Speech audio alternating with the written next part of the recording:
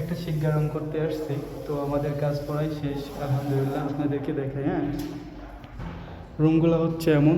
আর পুরা শিক্ষা দেখাই, মানে রঙের আগে করা ছিল, ওর উপরে এক কোট রং দিয়ে ফিনিশিং দিয়ে দেব। এই রুম মারা হয়ে গেছে, ওই একটা রুমই বাকি আছে শুধু। দেখেন সিলিংয়ে সাদা, সিলিংয়ে কোনো কাজ হয়নি, শুধু দেদার কমপ্লিট হওয়ার পরে।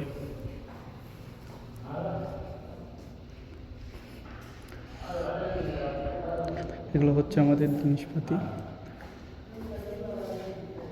এই দেখেন, এটা মাতপাক।